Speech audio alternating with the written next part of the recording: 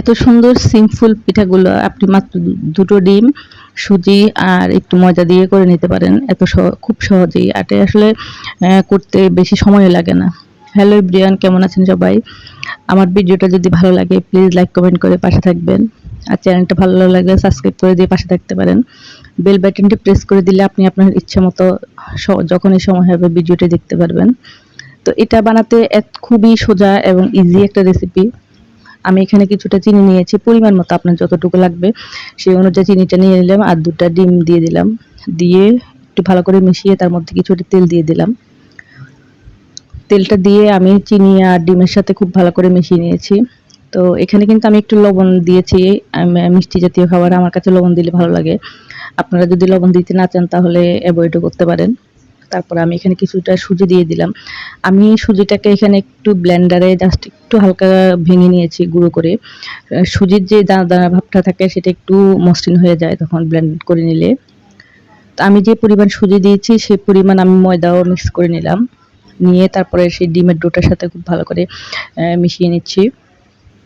মিশিয়ে একটা ডো তৈরি করে নেব। আমরা রুটি যেমন বানাই ওরকম একটা ডো তৈরি করে নেব। তো দেখুন আমার ডোটা তৈরি হয়ে গেছে। আমি আসলে ডোটা করে একটু বেশিক্ষণ রাখতে পারিনি। কারণ আমি এটা শর্টকাটে বানিয়েছিলাম। বাসায় মেহমান আসছিল তখন ভাবলাম যে এটা একটু করে দিই।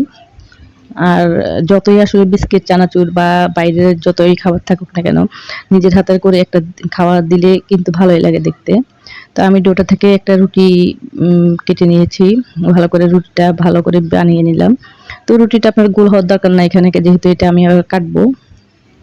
তো আমি একটা স্টিলের গ্লাসের সাহায্যে এটাকে গোল, গোল করে কেটে নিচ্ছি। ছোট, ছোট রুটি আকারে হয়ে যাবে তখন। এভাবে আপনারা রুটি বানিয়ে তারপরে এগুলা করে নেবেন। ছোট, ছোট রুটির মতন হয়ে যাবে তখন। আপনারা আপনাদের কাছে যদি গোল কোনো মোল্ড থাকে সেটা দিয়েও কেটে নিতে পারেন। আমি এগুলা কেটে নিয়ে তারপরে ডিজাইনটা কিভাবে করতেছি সেটা দেখাবো আপনাদেরকে। তো সেই ছোট রুটিটাকে আমি জাস্ট এক ভাঁজে একটু মুড়ে নিয়ে তারপরে সামনের দিকে টেনে নিয়ে ২ টা মাথা আটকে দিয়েছি।